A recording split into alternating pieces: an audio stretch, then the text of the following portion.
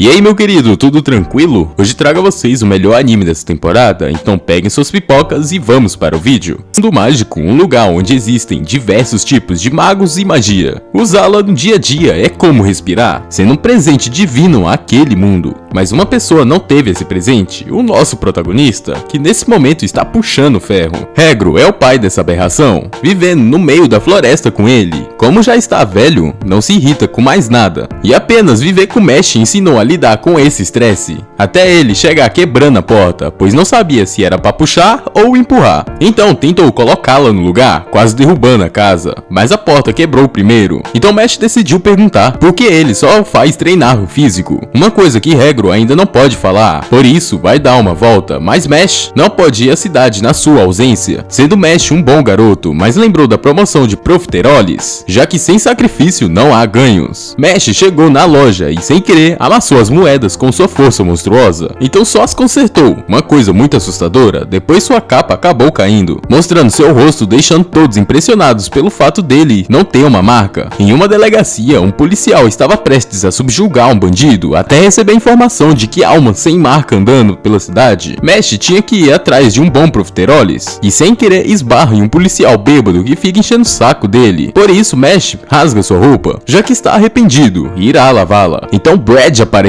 sendo o policial que escutou sobre ele. Por sorte, Regro aparece correndo para levar a Mesh, mas Brad não irá desistir dele. Mesh tomou uma bronca de Regro, e como estava arrependido, devia apenas repetir o treino. Mas isso foi bem problemático, pois a polícia mágica sabe sobre sua existência e onde eles moram. Enquanto isso, Mesh estava focado em seu treino, que quando levado a sério, não leva nem 5 minutos. Quando Mesh volta para casa, escuta que sua existência é um erro, sendo o sacrifício necessário para a sociedade, já que não tem magia, não tem direitos. Ainda assim, Regro não falará onde Mesh está, pois desde sempre foi taxado como fracassado, mas antes de tirar sua vida, encontrou um bebê sem marca, sendo o momento em que sentiu necessário, gritando para Mesh fugir, mas ele só aparece acabando com os policiais, pois são uma família, e irão mandá-los para o inferno, bloqueando com uma mão uma magia poderosa, e ainda por cima brincando com ela, ganhando do Brad lançando uma varinha. Por isso, ele fala que se Mesh entrar em uma escola de magia e se tornar o aluno de destaque para ser escolhido por Deus, a sociedade irá aceitá-lo. Se recusar, irão persegui-lo a vida inteira. Então Mesh aceita sem medo, já que se precisar vai arrebentar o mundo. Mesh foi para uma das melhores escolas de magia, com Cloud animado pelos novos alunos, até ver Mesh puxando ferro, ficando completamente perdido, sem entender por que ele está lendo um livro de musculação, com dois caras estranhos atrás dele, tendo certeza que ele não passará nesse exame. O exame irá começar com Cloud sendo o coordenador, um cara bem conhecido por suas façanhas, e nessa prova, apenas 3% passam, uma avaliação onde as letras não param de se mexer, deixando Mesh bem irritado, gabaritando a prova. Depois passou por todas as provas de magia, usando apenas força bruta. Chegaram na última prova do exame, sendo um labirinto, por isso Lemon quer ir com ele, para serem mais eficientes, sendo uma pessoinha bem nojenta e burrinha, mas ficou com ele só para enganá-lo, uma coisa que não funcionou muito, já que ele conseguiu fugir, ainda encontrou um bicho bem poderoso, tendo sorte de que Mesh voltou para salvá-la, acabando com ele em um soco. Chegaram até o final quebrando a porra toda, sendo bastante vaiado, ficando até deprimido, uma coisa que Lemon não aceita, pois atrapalhou ele de propósito, já que Cloud disse que aprovaria ela se o atrapalhasse, mas Mesh salvou ela e pediu em casamento, sendo apenas uma viagem dela. Ainda assim, Cloud quer reprová-lo, já que ele pode fazer o que quiser, então Mesh só quebra a varinha dele. Logo após o diretor aparece, pois a entrevista final vai começar, então irá começar com Mesh, sendo perguntas básicas, percebendo que ele não pensa muito antes de agir, mas é muito gentil, e ainda não conhece o mundo. Mas se um ser com mais força aparecer, o que ele irá fazer? Usando uma magia ancestral que pega a pessoa mais importante para o alvo e coloca em um boneco. E o que ele fará é uma coisa simples, irá entrar nesse teste de resistência para ver quem irá cansar primeiro, possuindo o poder de ferir ou salvar pessoas, sendo apenas um teste, mas se ele continuasse, iria dar uma boa surra nele, sendo aceito na academia mágica, sendo o terror dos professores, dando até medo para Finn, e por seu azar, será o colega de quarto dele. Então Mesh apresenta seus músculos para Finn, depois pergunta como se faz para se tornar um visionário divino, sendo através de moedas de ouro que ganha através de conquistas, um cara que Mesh achou bem legal. Terão uma aula de de voo em vassoura e me pergunta o que Mesh irá fazer. Primeiro, ele tenta dar um comando para a vassoura, mas falha miseravelmente. Então o Randola chama ele para uma competição, valendo se tornar um cachorrinho um do outro. Apenas com força bruta, Mesh ganhou de um jeito humilhante, sem nem dar tempo do Randola pensar, uma velocidade nunca vista antes. Mas na visão de Finn, Mesh só jogou sua vassoura. Logo depois foi com tudo atrás dela, assim voando na vassoura. Como sentiu dó, não vai fazer o Randola de cadela. Fez até Cavill falar com Mesh, sendo a primeira vítima dele, querendo que ele volte ali depois da aula. Um daqueles delinquentes que se acham fortes, e todos têm medo dele, por ser um filho de um alto oficial do gabinete de magia, o órgão absoluto neste mundo, e o que se opõe a ele é expulso. Depois das aulas, Mesh foi fazer uns profiteroles, sentindo que esqueceu algo. No dia seguinte, seus materiais estavam lascados, com Cavill tentando se aproximar dele, falando que vai ajudá-lo a se tornar um visionário, fazendo dele praticamente um empregado. No outro dia, de novo, seus livros estavam lascados, então foi estudar com Finn.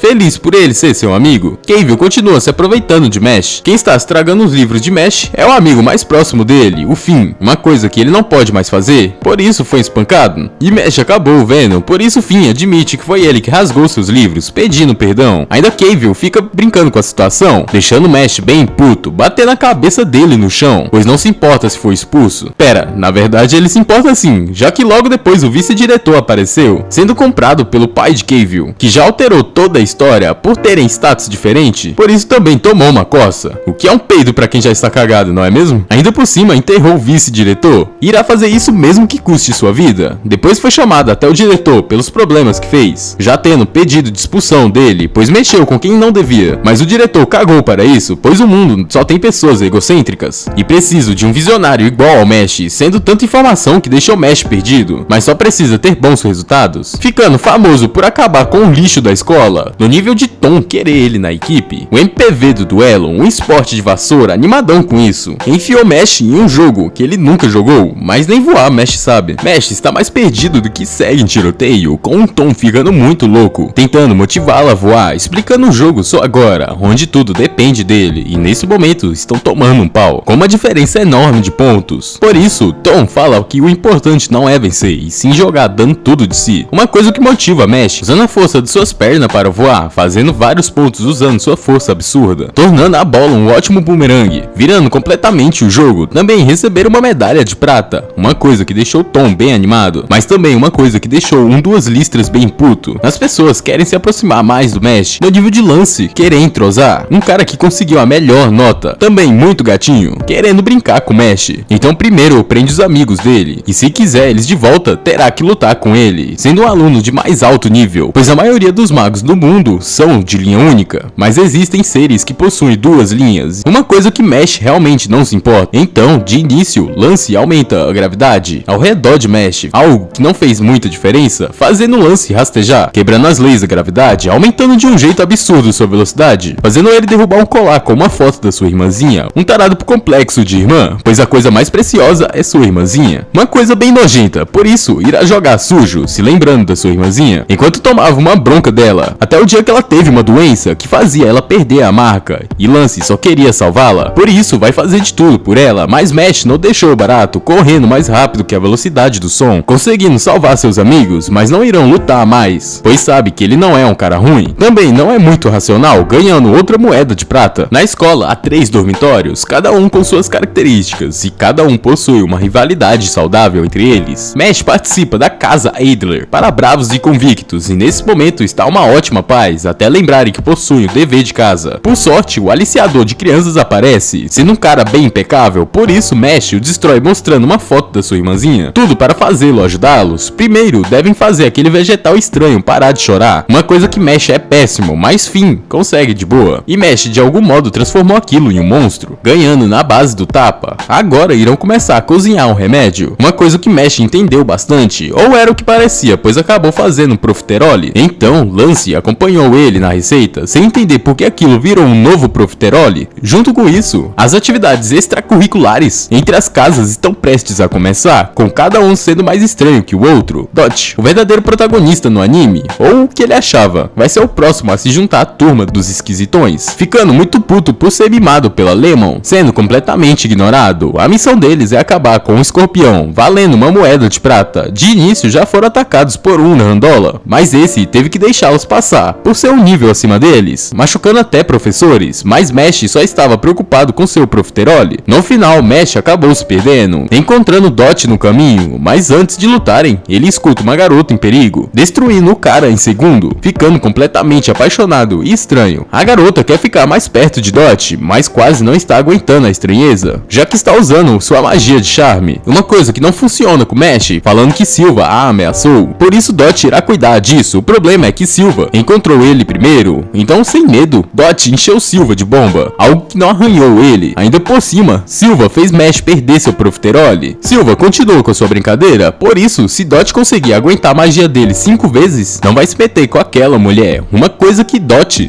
realmente aceita. Mas Mesh também vai ter que participar, então Dot irá tancar por 2. E no primeiro já percebe que se ferrou, mas realmente estava aguentando, e mesmo sabendo que ela está brincando com ele, não pode desconfiar das lágrimas de uma garota. Mas no final tancou todos os ataques, uma coisa que era óbvio que não iria cumprir. Ainda por cima, aquela garota é amiga de Silva, tirando com a cara de Dot, uma coisa que Mesh não deixará barato, algo que Silva acha nojento, então ia continuar espancando Dot, algo que Mesh não deixou. Então irá apenas partir pra cima, sem demonstrar um pingo de piedade com ele, então Mesh apenas senta, já que deu apenas 2 golpes, e ainda tem mais 8 para ver a diferença de poder, uma coisa que deixa Silva desesperado, mas por sorte o escorpião aparece. O problema é que em uma palmada jogou ele para longe. Silva ficou tão desesperado que Mesh começou a sentir pena dele. Agora chegou a vez da mulher, por isso ela começa a chorar, fazendo outro teatro, uma coisa que não funcionou, já que ele prega igualdade de gênero. Depois de acabar com eles, todos acharam ele incrível, também ficaram preocupados com Dot, com ele se tornando um novo esquisitão do grupo. Depois, Mesh descobre que a Casa Leng está caçando as moedas, por conta disso, Silva estava atrás dele,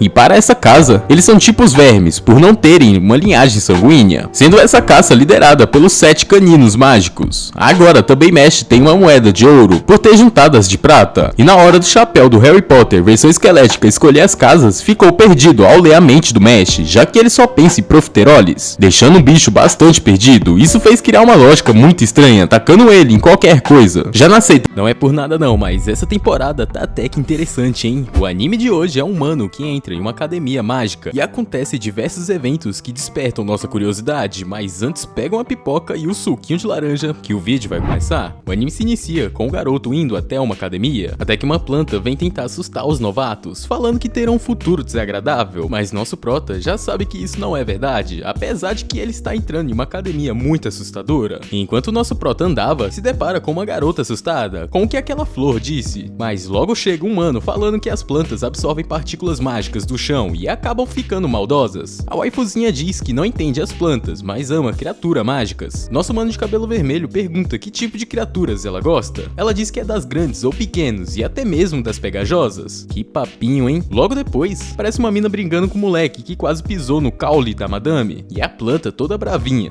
e ele fala para deixar ele quieto, pois aparece uma waifu com roupa de samurai. Por ser diferente, chamou a atenção de todos, impressionado por ser uma samurai. Nosso protagonista sentiu algo diferente, tendo uma sensação do que vai acontecer daqui pra frente. Todos chegam na academia, onde está tendo um desfile de criaturas mágicas, até mesmo um dragão raro, pois todos ficam impressionados. O protagonista fala que a raça do dragão é Fafnir, por ter escamas brilhantes. O cabelinho vermelho elogia o prota, que logo diz que só sabe porque leu em uma enciclopédia. A mina, que gosta de criaturas mágicas, estava com uma cara assustada. O de cabelo vermelho pergunta se ela não gosta de criaturas mágicas, e em resposta ela diz que sim, mas não aceita que um troll ande junto com as bestas. Ficando indignada, por mais que nosso humano fale que os trolls ataquem pessoas, ela responde que é porque os humanos invadem o território deles, e que na verdade eles são gentis, começando a brigar entre si. Até que o de óculos reclama do barulho, o protagonista dá um suspiro e pedem para se acalmarem. Quando a waifu ia se apresentar, uma estranha conjuga uma magia nas suas pernas, que faz a waifuzinha começar a correr, indo em direção ao desfile das bestas mágicas. Ela não consegue parar, sendo assim, todos começam a agir, com o troll indo em direção à waifuzinha. Todos os outros alunos ficam confusos do que está acontecendo. O troll arregaça 2 lobos, logo quando a waifuzinha estava chegando perto do troll, a magia acaba, fazendo ela cair com o troll na sua frente, e seu grupinho desesperado. Na hora do ogro agir, uma voz o paralisa, sendo ela a samurai, que pergunta se ela consegue fugir. Em resposta ela diz que não, pois então a samurai diz para ela ficar ali mesmo, e já embanha sua katana, com todos pensando que isso é um suicídio. Logo tentam atrair a atenção do troll, jogando um raio no troll que não surte nenhum efeito. Então irão atacar todos juntos, mas nosso protagonista pede para analisar a situação, onde não irá conseguir fazer efeito contra o troll. Pois então o prota pergunta se eles conseguem usar um feitiço de vento. Em resposta dizem que sim, e nosso prota pede para jogar o vento aonde mirou. A de cabelo enrolado diz que não vai surtir efeito, mas o nosso queridinho prota só mete um confia. Eles entendem o recado, lançando a magia de vento onde o prota pediu, falando para não pararem, logo tacando uma outra magia por cima, fazendo aparecer uma presença de um dragão. E com isso, o ogro se distrai, criando uma brecha para que a samurai fuja. Pelo menos era o que eles pensavam, pois a nossa samurai parte para cima do ogrão, desviando do ataque e indo para cima, trocando o cabelo até de cor, com a técnica sendo chamada de Innocent Color, assim cravando a espada na cabeça do troll, fazendo ele cair tontinho no chão, sem nem conseguir se mexer. Enquanto nossa samurai fica tremendo pelo crânio do troll ser duro, todos ficam impressionados. A samurai agradece o grupinho pela abertura que deu para ela atacar, elogiando o rugido do dragão do prota, que fez ela quase se mijar nas calças. Cortando para a cerimônia de entrada, todos se separam, com o prota babando o ovo da samurai, que logo diz que a katana nem é afiada para cortar. Em resposta, ele pede para ela ter mais cuidado, que se não fossem eles ali, ela estaria 7 palmos do chão agora, com o prota lembrando da hora que ela trocou a cor do cabelo, que significa que ela tem uma mana poderosa dentro de seu corpo, sendo um grande potencial para ser uma maga, mas logo um mano avisa que a diretora irá aparecer. E meu amigo, que diretora de respeito, hein? Que já pede desculpa pelo incidente que aconteceu no desfile, pois já avisa que os alunos feridos já estão curados e o troll já foi recapturado. A samurai diz que está suando frio por observá-la, que significa que ela é um ser bem poderoso. Logo então a diretora apresenta a escola, onde passarão 7 anos lá, onde a escola é definida por liberdade e resultados, ou seja, vivem e morrem como quiser, dizendo que 80% dos alunos se formam inteirinhos. Os outros 20% acabam com alguma deficiência por sua magia fugir do controle, ou desaparece por alguma invocação, ou morrem depois de enlouquecer por matar seus próprios colegas. Onde a escola chama esses 20% de consumidos pelo feitiço, mas isso faz parte ao querer virar um mago, e repete a frase, vivam e morram como quiserem, e encerra a reunião perguntando se tem alguém com dúvida, que irá responder agora. E adivinha quem pergunta? Ela mesma, a samurai, que fala que se sentiu uma dor de cabeça, é só esfregar o movimento circular que passa. Será? E eu não sei, me digam aí nos comentários. A diretora se questiona se isso foi uma pergunta. Em resposta, a samurai diz que não, que só pareceu que ela estava com dor de cabeça, pois a diretora ignora e dá continuidade à cerimônia. O prota a chama de burra, mas ela meteu confia mesmo, pois então a diretora dará um banquete para os alunos se conhecerem e encher suas panças, que em um instalar de dedos faz todos voar e um lugar para comer. Com todos no refeitório, os veteranos foram dar umas boas-vindas, falando que a diretora dá muito medo mesmo. Com os veteranos ali, fazem todos se sentirem bem-vindos, pois estão com um rango na mesa bom, hein? Nosso grupinho se reencontra com o nosso prota, faltando apenas a waifuzinha do troll, que logo caiu do céu já nos braços da samurai, pois agora realmente todos se reencontraram. Agora podem se conhecerem direito, com todos sentados nas mesas. A de cabelo enrolado se apresenta como Michela, do clã McFarlane, onde o de cabelo vermelho solta uma piada do cabelo dela, por ser enroladinho. A próxima a se apresentar é da Kate, que é uma intercambista, e além disso agradece a todos por salvá-la, já partindo pro cabelo de tomate, que se chama Guy Greenwood, que veio do sertão, quero dizer, uma família de fazendeiros, e diz saber de umas plantas da hora, sei não, hein? Já fazendo a samurai se interessar, o nerdola recluso se chama Peter, e é alguém normal, e ficam impressionados por alguém entrar ali, que é tipo uma cota de pobre daqui. Ele já dispensa os elogios, pois então o prota fala sobre o livro dele, que o deixa bem animado para falar no livro, percebendo que ficou muito animado e pede para o nosso prota se apresentar, que se chama Oliver Orn, que veio de uma família de magos. A de cabelos enrolados fala que se impressionou com o feitiço que lançou no ogro, finalizando com a apresentação da samurai, que se chama Nanao Ibiya, e certamente veio de uma família de samurai. Antes da vinda dela, ela estava em uma guerra prestes a ser morta, mas foi salva por um mago que é da família enrolado McFarlane, que convidou a samurai para ir à academia de mago, onde a samurai diz que o penteado dela é parecido da do mago que a salvou.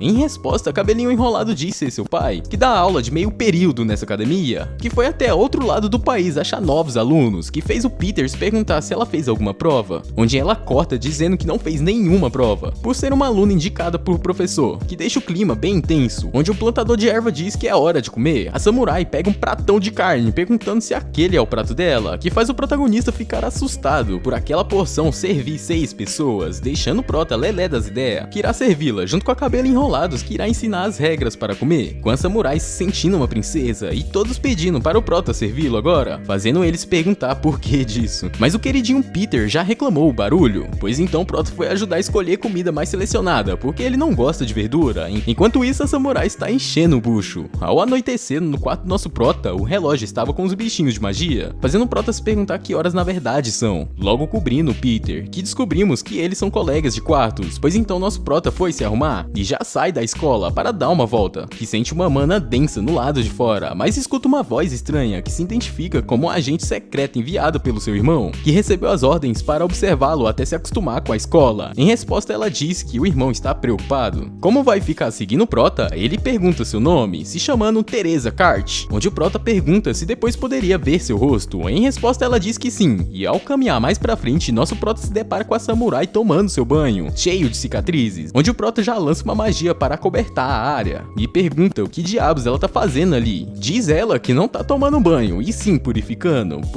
o sangue despejado da última guerra. O prota pergunta sobre as cicatrizes, que logo é confirmada que é da guerra sim, pois então o prota teve uma outra visão do além. Ela já terminou sua purificação, mas esqueceu algo para se secar, então nosso prota empresta seu casaco para ela se vestir, que em resposta diz que está em dívida com o nosso prota. E aí, o que será que vai rolar? Um romance disso aqui ou não? Sei não, hein? Só sei que eu gostei desse anime. De começo tá bem legal de se assistir, perdão se eu errei alguma narrativa ou entendido alguma coisa errado. E quem puder ajudar no Seja Membros do canal, serei muito grato, sério. Por R$ 4,99 você vai ter acesso dos animes completos que eu deixo por lá e vídeos antecipados antes de sair ao ar, além de me ajudar a criar esse conteúdo para vocês. Muito obrigado por assistir até aqui, valeu e até a próxima. Antes de começar, esse vídeo está sendo patrocinado pela Red Magic.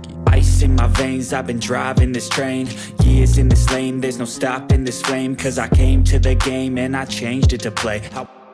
Que inclusive já agradeço a Red Magic que me enviou esse incrível celular, que é o Red Magic 8S Pro, uma das versões mais brabas, se é que isso pode ser considerado um celular, porque meu amigo é um PC game em mãos. Tá vendo essa tela? Ela tem 120 Hz em um celular, mano. Vem com um processador de última geração, que é o Snapdragon 8. Quem manja de celular sabe que esse processador é uma máquina, rodando Genshin no Ultra tranquilamente e combinando com essa tela que é linda pra jogar, mano. Tá maluco? E caso você não saiba, o Genshin é um dos jogos mais pesados na atualidade, tanto em gráficos, tanto em tamanho de arquivo, porque pelo amor de Deus, 25 GB não é pra qualquer celular não, mano. Mas com um celular com 256 GB de armazenamento, isso não é nada, meu parceiro. Pode ficar bem tranquilinho aí no seu sofá. E dá pra baixar vários outros jogos. Mas 7, descarrega rápido. Meu amigo, esse celular conta com uma bateria de 6.000 mAh, que deve suportar você jogando o dia todo tranquilamente. Ainda se for aquele fogaréu grátis lá. Mas não se preocupa que vem um carregador que carrega 100% em apenas 30 minutos. É isso mesmo que eu tô falando, mano. 30 minutos. O celular consta com uma ótima qualidade de áudio. E na moral, se você joga jogos profissionalmente ou quer um celular bom de verdade, o Red Magic 8S Pro não decepciona. Ele foi lançado recentemente e tem uns botões na lateral que ajudam na sua jogatina. Tem um botão que deixa o celular mais gamer, super compacto e ainda vem com uma interface muito tranquila. O que você quer mais para um celular? Se você teve interesse nesse celular, mano, deixar o primeiro link aqui na descrição e o comentário fixado. O anime se inicia com um garoto chamado Tatsumi. Ele e seus dois amigos partiram para o reino com o objetivo de se tornar soldados reais para salvar sua aldeia da pobreza. Eles eram Yasuo e Seiyu. Antes de partir, o chefe da aldeia lhe deu um amuleto que Tatsumi sempre deve carregar a qualquer momento. Mas no caminho foram parados por ladrões, e para se salvarem tiveram que se separar. Algum tempo depois, Tatsumi encontrou dois comerciantes que foram atacados por monstros. Ele derrotou um monstro com muita facilidade. Depois disso, ele disse que seria famoso no reino, e ser uma pessoa grande e famosa era seu sonho. Então eles deveriam se lembrar bem de seu nome. Mas essa pessoa disse que a capital não era o lugar de esperança, ou sonho como Tatsumi esperava. Lá era tranquilo, mas tinha monstros piores do que ele tinha acabado de derrotar. Havia muitos humanos que tinham corações iguais aos de monstros, mas Tatsumi não poderia simplesmente desistir, porque eles prometeram salvar a aldeia. A cena mudou quando Tatsumi chegou à capital, e ele foi imediatamente para um local que poderia pagá-lo por concluir a missão, mas como ele era impaciente, queria ir direto para os níveis desafiadores, e também porque havia limite para aceitar trabalhos, levando ele a ser expulso de lá. Muito tempo depois, ele conheceu uma mulher que gentilmente o ajudou. Ela conhecia a maneira mais rápida de ser contratado pelo governo. Seu nome era Leon, mas antes disso, ela pediu para Tatsumi lhe pagasse um drink. Lá ela disse a Tatsumi que ele poderia trabalhar trabalhar rapidamente se tivesse dinheiro e pessoas conhecidas lá dentro. Leon disse que tinha um conhecido que lhe daria um emprego. Ele, inocentemente, deu todo o seu dinheiro. No entanto, até o fechamento da loja, Leon não voltou. O dono da loja disse a Tatsumi que ele havia sido enganado pela mulher. Como ele não tinha dinheiro, acabou indo dormir nas ruas, então a garota o encontrou e levou a Tatsumi para sua casa.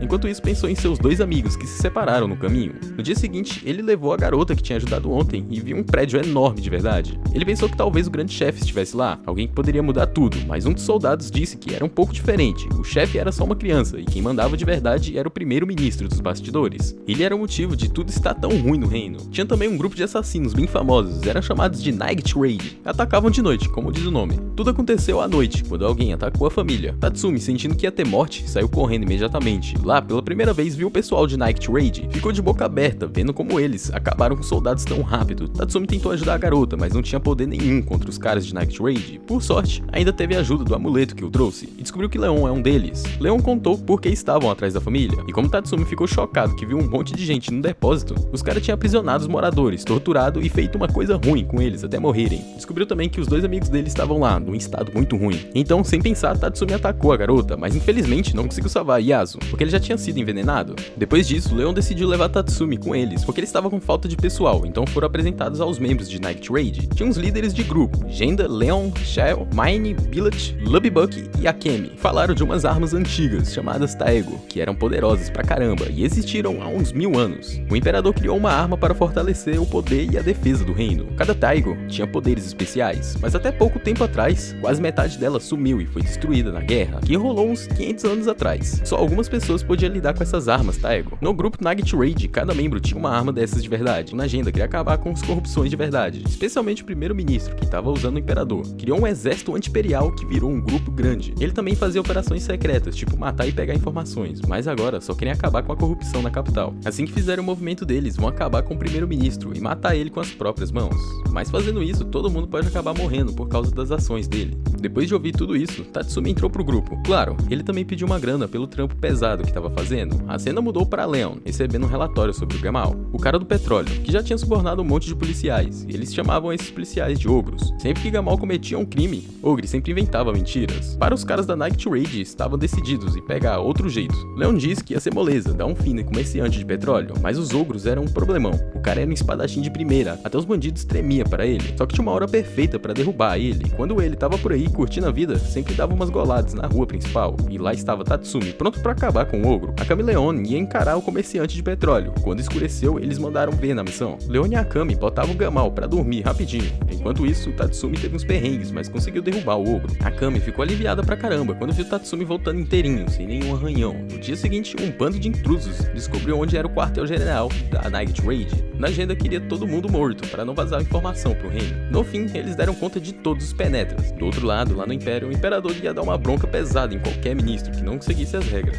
O primeiro-ministro estava usando o Imperador, que só comia e dormia. De volta à base da Night Raid, eles receberam uma missão para matar alguém que estava conectado com o primeiro-ministro. Esse cara sequestrava a mulherada e fazia atrocidades até matar ela. Quando chegaram lá, Mine e Tatsumi se prepararam. Eles miraram e acertaram o alvo, sem machucar ninguém. Mas na volta para casa, uns caras chamados Shihendai começaram a atacar eles. Diziam que esses caras eram lutadores mais brutos do reino. Só que Tatsumi segurou a onda, e a Mine conseguiu dar um tiro na cara. Só que Tatsumi ficou puto, porque quase levou a bala também. Do outro lado, tinha um sujeito bem perigoso, que tava matando geral na área. Na agenda diz que agora o trabalho é deles para eliminar o Butcher. Esse cara sempre aparecia à tarde da noite e cortava as cabeças das pessoas sem dó. O tal Zanko ficou conhecido como carniceiro. Quando foi atrás do Zanko, ele já tava de olho neles. Então Tatsumi caiu numa armadilha doida que mostrou uns segredos dele. A arma sacava a mente do oponente só pela cara. Daí os ataques do Tatsumi estavam manjados. O cara tava se esforçando pra caramba. Aí a Akami apareceu pra dar uma força, mas ela também teve uma parada braba com o Zanko. Depois o Zanko usou o mesmo truque para confundir a Akami, mostrando uma figura da pessoa que ela amava, a irmã dela, a Kuro. Mas a Akami não se abalou com nada disso. Por causa do amor dela pela irmã, a Akami queria meter o pé na Kuro no final. Ela também conseguiu acabar com o Zanko. No dia seguinte, a Najenda mandou o Tatsumi testar a arma que Zanko usava. Só que usar aquilo deixou ele destruído, tanto fisicamente quanto mentalmente. Quando o Tatsumi tentou usar a arma, descobriu que a parada não queria nada com ele. Do outro lado, o Imperador estava recebendo relatórios sobre o exército revolucionário e estava crescendo,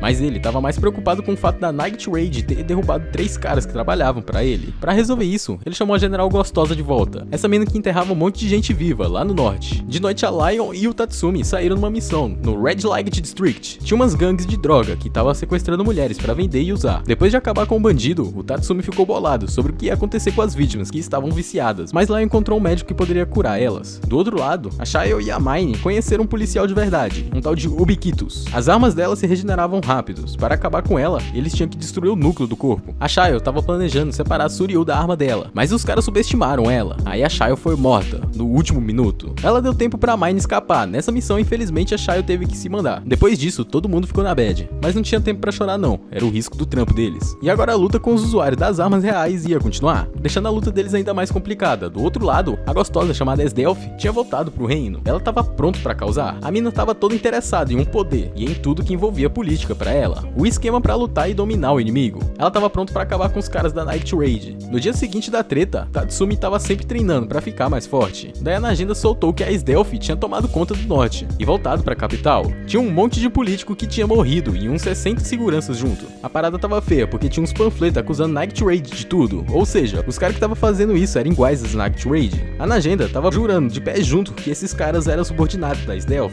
Depois disso, Nagenda dividiu o pessoal em dois grupos pra resolver a próxima parada. A Kami ficou com Lubbock e o Tatsumi com Billot. A parada tava marcada pra rolar na fronteira da capital, onde ia ter um navio de luxo ancorado no maior porto. Depois de uma viagem longa, rolou um lance maluco com a galera, incluindo o Tatsumi. Descobriram que era um trampo de um dos subordinados da Esdelph. Não demorou muito pro próximo subordinado chegar a atacar. O Billot apareceu pra acalmar o Tatsumi. Ao mesmo tempo, os três subordinados já estavam partindo pra cima, mas o Billot deu um chega pra lá neles rapidinho. Só que tinha um camarada que ainda tava de pé e conhecia o Billot muito bem. Era o General Lever. No passado, o General Lever era respeitado como parceiro de guerra, mas um dia ele foi pego pelo primeiro-ministro porque não quis aceitar os subornos dele. Depois disso, ele foi resgatado pela Esdelph e virou o serviçal dela. O cara conseguiu soltar um ataque usando uma técnica secreta que feriu o Billot. Descobriram que o sangue tinha veneno, mesmo que Billot tenha sobrevivido, mas um subordinado ainda tava de pé. O cara ficou gigante e tal naquela hora. O Billot confiou o Tatsumi e passou as chaves das armas da incursão. A armadura só ativava com alguém segurando ela. No começo, o Tatsumi não tava botando fé que conseguia usar ela, mas Billot estava certo de que Tatsumi era o cara certo para isso. Depois de usar a armadura, Tatsumi conseguiu botar General Lever para dormir. Mas por outro lado, nessa missão era Billot que tinha que bater as botas. Depois disso, na agenda, tava de olho na sede do exército revolucionário para pegar armas reais e recrutar mais gente. Do outro lado, o Esdelph tinha arrumado 6 caras novos na equipe. A equipe dele se chamava Jaggers. Aí ela organizou uma competição para ver quem ia ficar com a arma real que a Shai usava. Olhando pro papel do concurso, o Lubbock sugeriu que o Tatsumi participasse, e o cara ia fazer uma grana boa pra mandar pra aldeia dele. No dia seguinte, no lugar onde rolou a competição, o Tatsumi foi o último participante. Mesmo sendo baixinho, ele tava dando conta do recado. Quando Esdelph botou o olho nele, a mulher ficou doida de amor pelo Tatsumi. Ela nocauteou ele na hora e levou pro reino. Com toda essa treta, o Lubbock tava sentindo culpado, mas a Kami tava focada em mudar a sede primeiro. Depois disso, ela ia dar um jeito em salvar o Tatsumi de qualquer forma. Do outro lado, o Tatsumi tava precisando entender direito a parada da Esdelph. A mulher era braba na luta e também se apaixonou rápido. De manhã, ele conheceu a irmã de Akami, que tava no Jaggers. Parecia que a mina queria matar muito a irmã. Aí a Esdelph mandou o Tatsumi caçar na montanha. Lá o Tatsumi pensou que era hora de escapar. Enquanto estavam indo, o Tatsumi e a Wave foram atacados por um monte de monstros de árvores. O Tatsumi usou o Incúcio para fugir rapidinho. Descobriu que o Wave era o mesmo usuário da arma real que ele, mas ele ainda não sabia que era o Tatsumi. Em vez de lutar, o Tatsumi estava mais preocupado em correr, mas infelizmente ele trombou com um monstro. Por sorte, a Akami chegou a tempo e fez o resgate. Aí o Lubbock levou os dois rapidinho pra base. Depois de chegar na base, o Tatsumi passou as informações de todos os Jaggers. A Akami ficou bolada, porque Kuromi tinha virado um deles. Pelo lado da Kuromi, a Akami tinha virado uma traidora. As habilidades dos Jaggers eram tão pesadas quanto as deles, mas a Esdelph era de outro nível. Tatsumi ainda estava na dúvida se eles podiam conquistá-la, mas a Akami disse que a Esdelph devia ter um ponto fraco.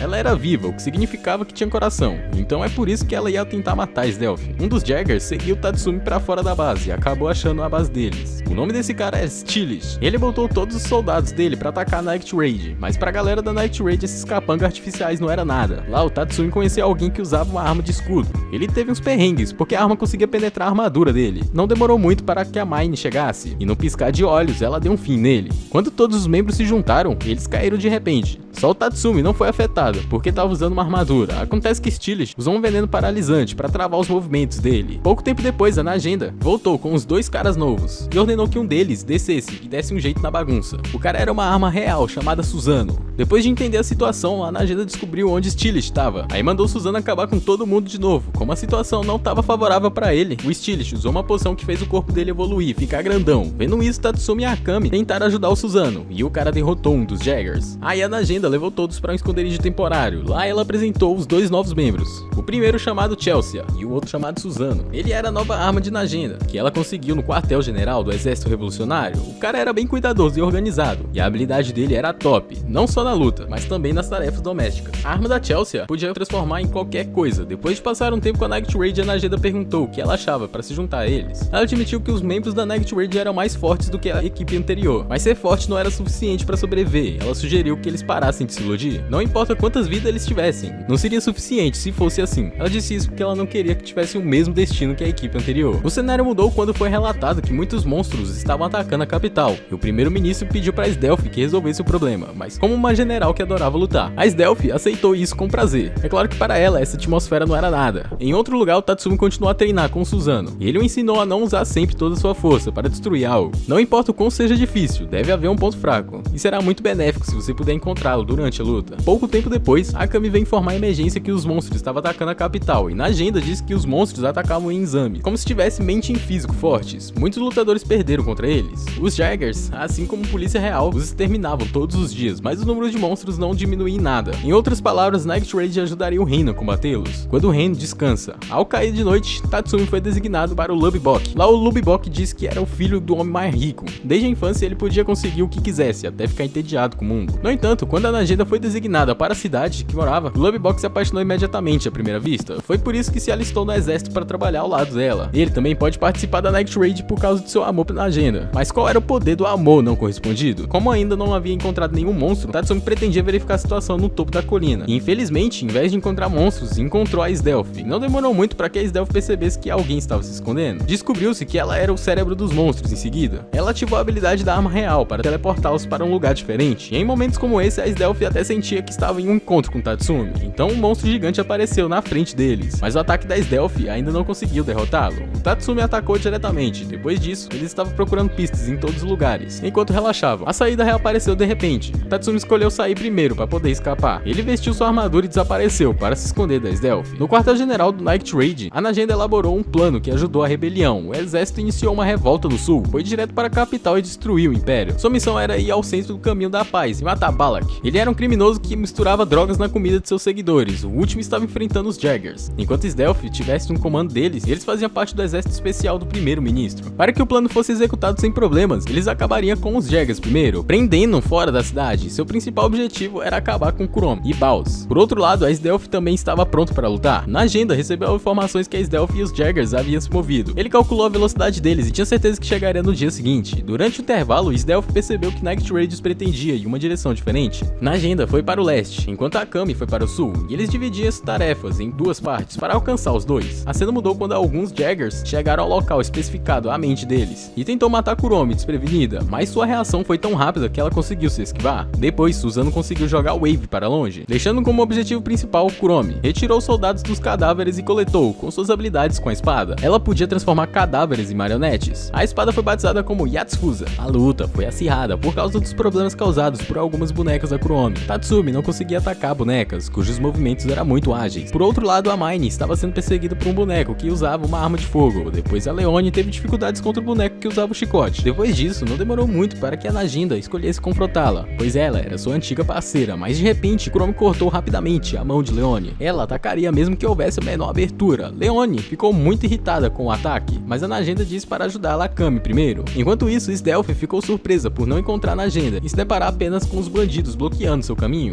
No entanto, ela não hesitou em acabar com todos eles. De volta à luta, Tatsumi ainda estava enfrentando os 2 bonecos. Logo em seguida, Chelsea apareceu disfarçada de alguém que eles conheciam e rapidamente acabou com o monstro. Em outro lugar, na agenda derrotou um dos oponentes e ajudou Suzano a enfrentar um grande boneco monstro. A Akami estava tendo dificuldades para se aproximar das bolas, pois a boneca estava sempre em seu caminho. Felizmente, Leone veio com um auxílio e conseguiu destruir as armas das bolas, embora todos tenham sido destruídos no final. Kuromi conseguiu escapar com sua boneca, enquanto as bolas também conseguiram fugir da explosão iminente. seguinte. Foi então que eles encontraram uma criança pequena e assustada, que acabou sendo Chelsea. Embora Lubbock tenha pedido a ela que voltasse para casa imediatamente, Chelsea decidiu ir atrás de Kuromi por conta própria, mesmo estando confiante em suas habilidades. Ela se aproximou de Kuromi, transformando-se em bolas, e o pegou desprevenido, conseguindo matá-lo. No entanto, depois de um momento de satisfação, Chelsea se viu enfrentando uma situação perigosa e teve que sacrificar sua vida nessa missão. Na sede da Night Raid, Lubbock informou que Chelsea estava perseguindo Kuromi, e Tatsumi e Akami foram enviados para procurá-la. Tatsumi ficou chocada ao ver a cabeça de Chelsea presa em um poste. Infelizmente, o Night Raid não teve tempo para se lamentar, pois precisavam seguir em frente. Serviram temporariamente no território de Kyuruk, e depois que a missão lá fosse concluída, o exército revolucionário entraria em ação para derrotar o Império e acabar com essa tragédia. Por outro lado, os Jagas chegaram à residência de Bullock e foram apresentados aos 4 demônios gigantes do templo, que estavam ansiosos para enfrentar os membros da Night Raid. Então os membros da Night Raid foram divididos em várias equipes para conduzir uma investigação. Lubbock decidiu caminhar sozinho, misturando entre as pessoas. No entanto, 2 subordinados de Bullock começaram a suspeitar de seus movimentos. À noite, Lubbock tentou escapar dos dois fingindo de estar morto, para evitar uma briga. No entanto, havia alguém em apuros na luta, e Lubbock foi forçado a intervir para salvá-la. Enfrentando uma batalha de 2 contra 1, Lubbock conseguiu encontrar uma maneira de vencer. Em outro lugar, enquanto Akami conversava com os 2 soldados, os subordinados de Bullock os atacaram, mas eles não foram para Akami. Quando Tatsumi e Amaine se disfarçaram, foram rapidamente avistados por Seiryu e Suzuka. Com a situação se deteriorando, eles decidiram deixar o local. No entanto, em seguida Suzuka lançou um ataque. Tatsumi lutou contra Suzuka, enquanto Maine enfrentou Seiryu para vingar a Shelly. Tatsumi lutou até chegar a um prédio antigo, usando a seu favor na batalha. Por outro lado, Maine agora conhecia todas as habilidades de Seiryu da batalha e conseguiu superar todos os seus ataques. Embora tenha recebido alguns golpes de Seiryu, ela se levantou para derrotá-la. No entanto, Seiryu ainda tinha uma última carta na manga, um explosivo embutido em sua cabeça. Maine tinha apenas 1 minuto para escapar antes da explosão. Quando a explosão ocorreu, Maine ficou desesperada e achou que estava prestes a morrer, mas teve sorte de ser salva por Tatsumi.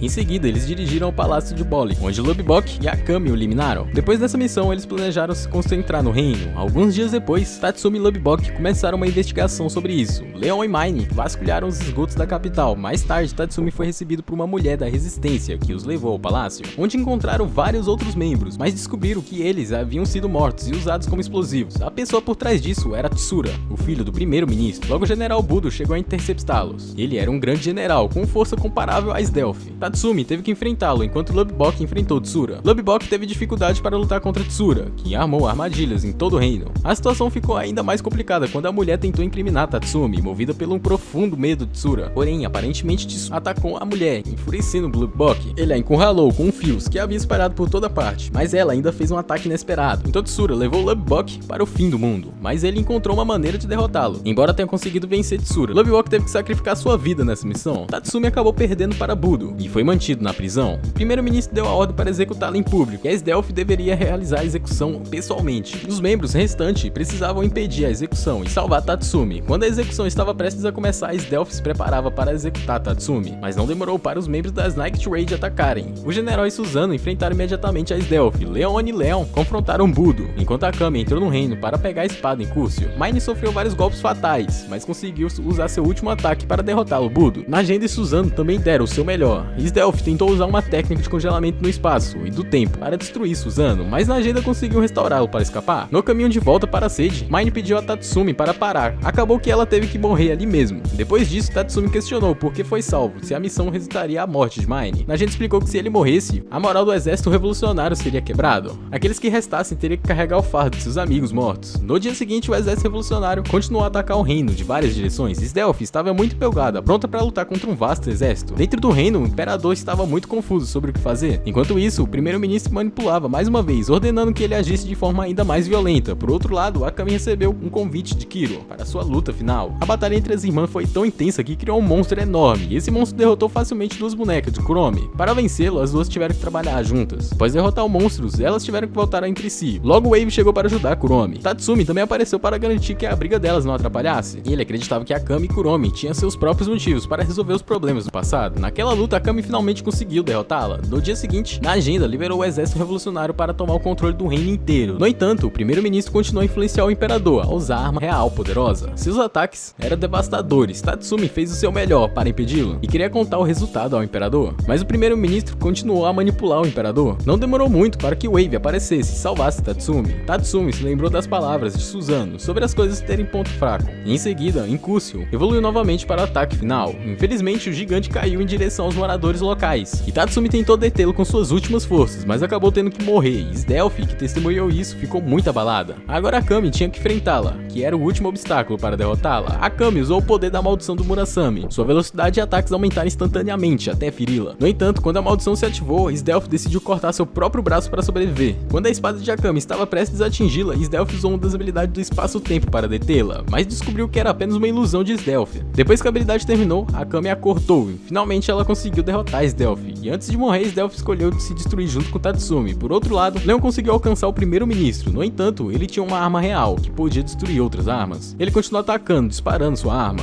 mas Leon permaneceu firme e derrotou depois disso. Ela fingiu estar bem na frente de Akame. Ela foi para o lugar que costumava se divertir com seus amigos, em um beco escuro. Deu seu último suspiro e no dia seguinte o imperador foi executado pelo que fez até então. Por outro lado, as pessoas da aldeia receberam recompensas pelo trabalho árduo de Tatsumi. Na agenda, assumiu o lugar do imperador para construir uma nova nação, e Akame iria revelar todos os lados positivos do exército revolucionário. E é assim que acabou a Akame ga Kill, rapaziada. Talvez vai ter mais alguns vídeos aí, não sei, mano, eu não tenho nenhuma grana aqui pra poder fazer as paradas, eu tô trabalhando, tá ligado como é que é, né? O máximo que eu posso dizer a vocês é que a monetização talvez vai voltar lá pra dezembro, e quem sabe, né, quem sabe o YouTube queria me devolver a monetização. E é isso, meus lindos. Talvez eu traga o jogo do Tigrinho aqui pra vocês, se vocês quiserem, e até a próxima. Oi!